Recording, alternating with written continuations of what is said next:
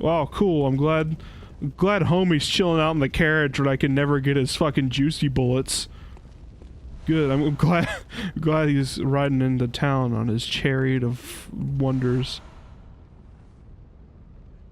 Is homeboy not? There's supposed to be. Oh, Spravid. Come on, man. You need to take a shower. What do you have to say? Don't give up. Shut up. Shut up. I don't have anything. I don't have anything to say to you. I should leave some notes. How about... We got a notebook. Here we go. Here we go. Okay. Use notebook. Write note. Template. Nothing but...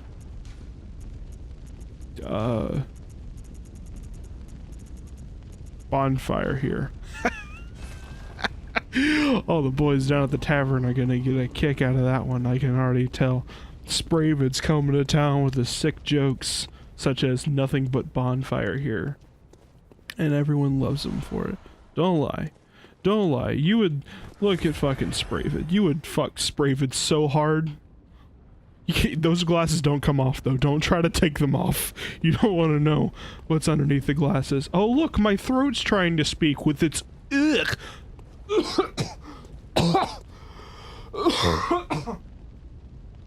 I lost control of that.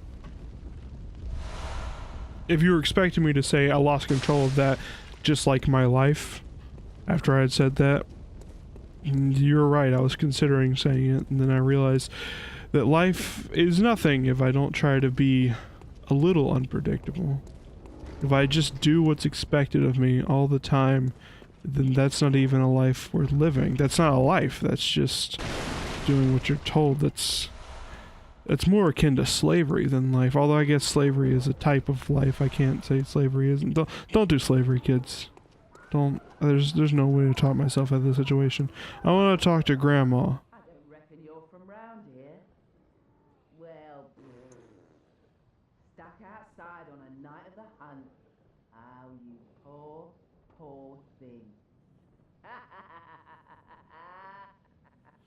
I told you didn't want to know what's behind Spravid's glasses.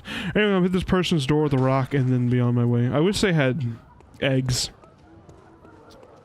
It'd be great if this game had eggs to throw at doors. If they pissed you off, you could just... shut up, Eileen. Oh, jeez. Oh, jeezums. I should have looked up a quest guide, because I get thrown off almost every time I play this game, how to get all the quests, because... the NPC quests are the most asinine things about these games, and I will hear nothing to the contrary. They require you to do such specific things with such specific timing. There's an item here? What the fuck? Spravid, why didn't you tell me about this? I'm gonna put a oil there and put my book on another thing. Let's leave another note for the people to read. No, they can't get enough of my jokes. Tonsil.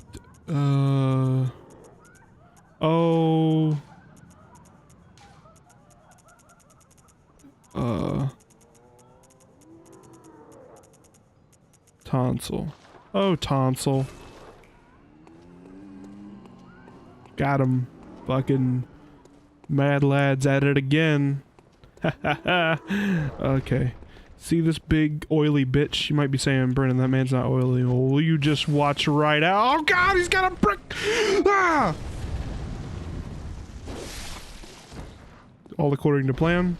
Exactly how I wanted that to go. And now I'm gonna...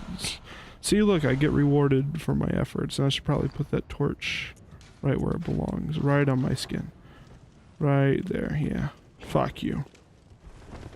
Oh, yeah. And here's the pitch. Oh man, oh, I'm so sorry. I hope that happens to me when I die. There's a lot of people who want to be like buried or cremated. Some select people want to be shot into space, which realistically would be the cool one. I've seen one instance of somebody wanting their body to be flung down during the funeral, attached to the roof, attached to like a ceiling fan so that it spins around and then Space Jam plays. That's a cool way to go. But I think I would want to be ragdolled. I want to lose all control of my life, all control of my body next to a cliff, And then I want someone to walk, just by walking near me, the force of them walking, send me spiraling into the void. And oh no, not Seif. Seif, the good boy. Oh no, please. Oh please, please, sir. Also, am I being shot? Remember the first time you went through, I mean, I can't presume that you've been through this game, but the first time you go through this section, it seems very difficult, and it's strange what a change it is for like your second time or your third time. This is like my sixth. It's hard to, even though I was surprised by the oil orange. It has been like a day or two, so it's understandable that I forget. Oh look! My nose wants to join the conversation! Ha ha ha! Boy, that sure is pretty. I gotta say. Well, I don't want to fight homeboys up there yet until I've done a bit of leveling. Oh hey, what, there's a little itemy boy. Would you imagine that? Alright, here, let's leave another note for the mad lads. Remember...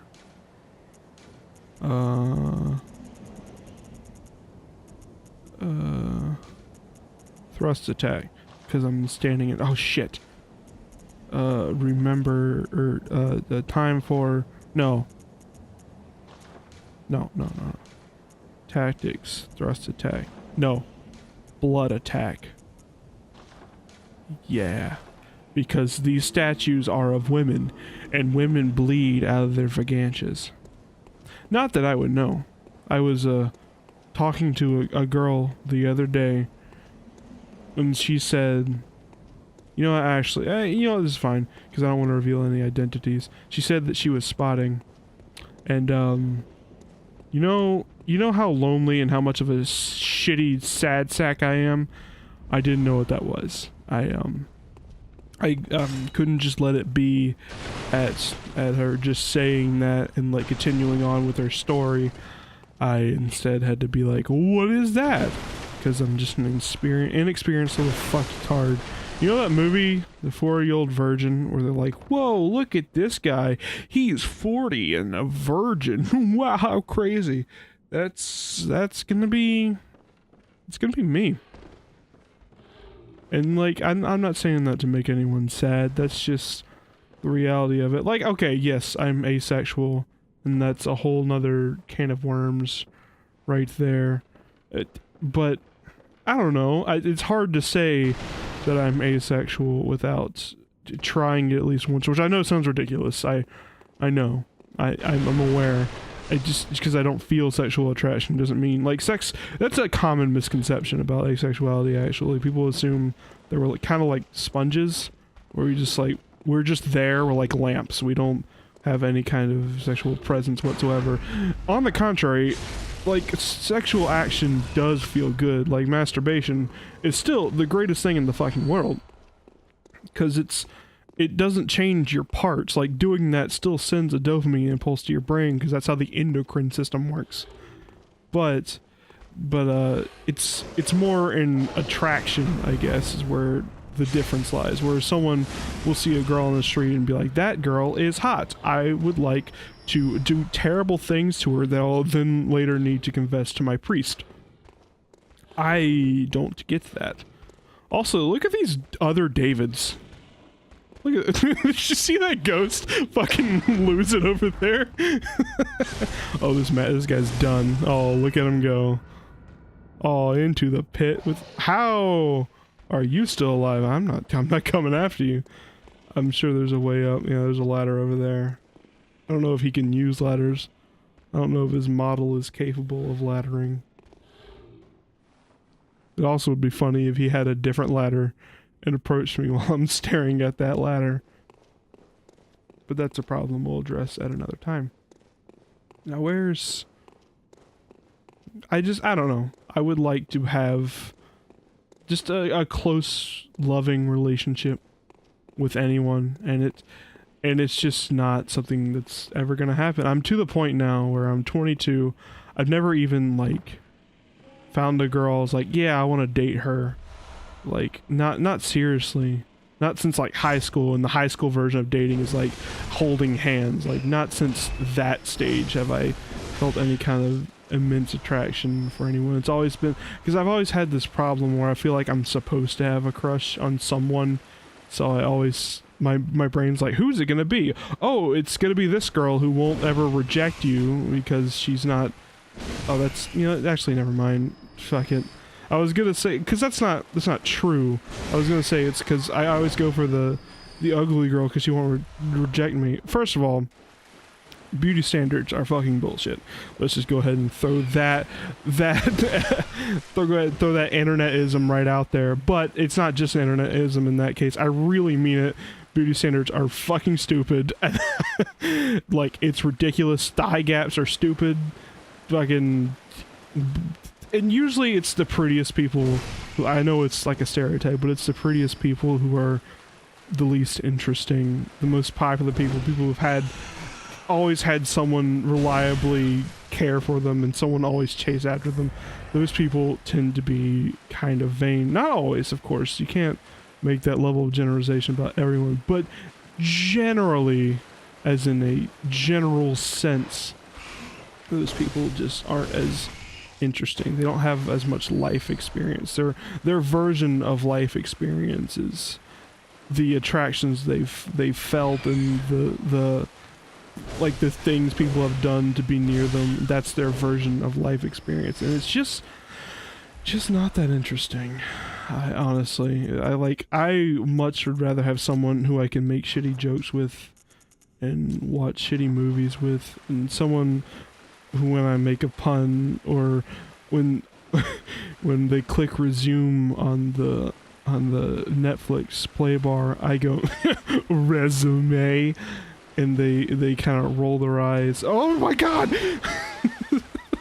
This scary motherfucker right over here, jumping out of corners trying to scare little Brennan. Fuck you, I'm gonna stick my hand into your spleen. Oh, come at me again. I'll kill you. I'll fucking destroy you. You don't understand. I'm a fucking blood vet. There's blood in my veins. Well, I mean that in the, you know, whatever. Awesome, I get Hunter's garb. This Spravid, that's a size too big for you, I guess. I should have called him Bravid. Cause that was our Bravid was our fusion name.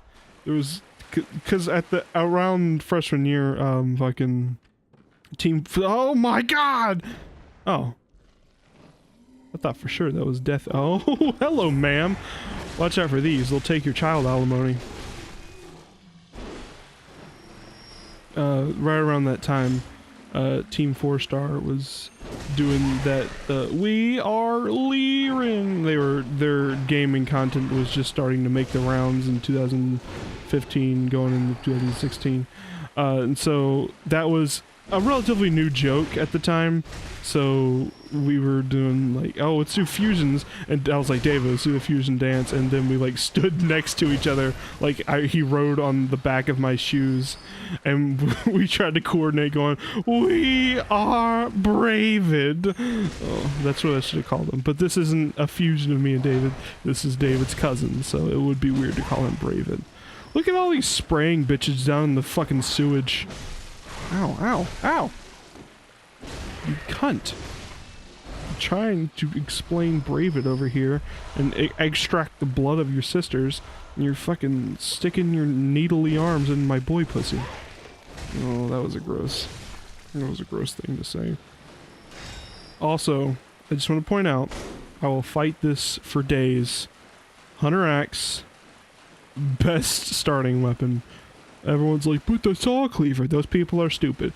If you ever encounter someone who says their favorite starting weapon is the saw cleaver, leave that person immediately. And if they're like your spouse or someone that you care very much about, it's not worth having to deal with their bullshit, because they are intrinsically an incorrect person because they believe that. Because they believe the correct answer for starting weapon is saw cleaver. And threaded cane people, let's just not even get fucking started on those people. Those are dex mains. You never want to trust a dex main, alright? Those are the kind of people who stab you while your back is turned just for the hell of it.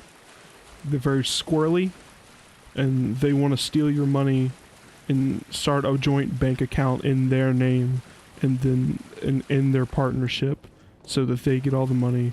They want to take all your assets. They want to draw up a mock-up. Oh my god, it's a man with a gun! Ah! I'm gonna have to come at this from another angle if there's gonna be men with guns. Is there another angle to even come at it from? I don't remember. The sewers are always the most confusing part of going through this. Alright, here we go. I'm just gonna have to... Whoa, okay, never mind. I guess I'm committed at this point. He can't come up ladders, can he? I hope he can't. Because I'm gonna have to go deal with shooting Shelly over here. Shooting Sandra. Oh, I wish the backstab was a thing. But it's okay. It's ultimately a good thing. The backstab is not in this. Oh, there is a man. He is here.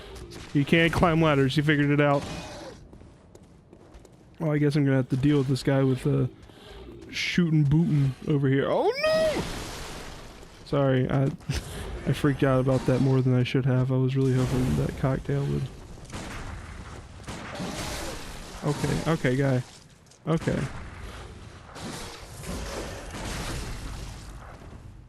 I didn't think I was gonna catch it. Sorry, I was a little concerned. I haven't died yet. Oh! Sorry, I took a second to look down at the audio capture to make sure everything was still good, and I looked up on the screen, and the feathered one had eclipsed my entire viewpoint. So, I freaked out a little bit, I feel understandably. Don't you get out of here walking Willithan. I'm sorry, I shouldn't call people walking Willithan. I take out my aggression on others. Because I don't know. There's this... You know, recently, in my internship, yeah, I'm about to fucking talk about this more. There's... I don't know, I feel like I've become disillusioned with the church. Maybe oh my god! Maybe disillusioned isn't the right word, but I feel like... I don't know, I'm questioning it in a way that I didn't before. Is that a dog or a bird? It's a bird. Birds are stupid. Birds aren't real. Those aren't real. Those are just drones. Actually, this is a video game world, so it's fair to assume that those are meant to be real birds. That's a fair assumption to make, because this is a word, which I guess I should forgive Tuka and Birdie for portraying birds as real, but I don't know. I think giving birds emotions is going too far. I think that's a cutoff line. When you start to humanize birds and like make people think they could be real, that's when you're starting to mislead people, and that's when I think it gets into unethical territory. Pigeons are liars!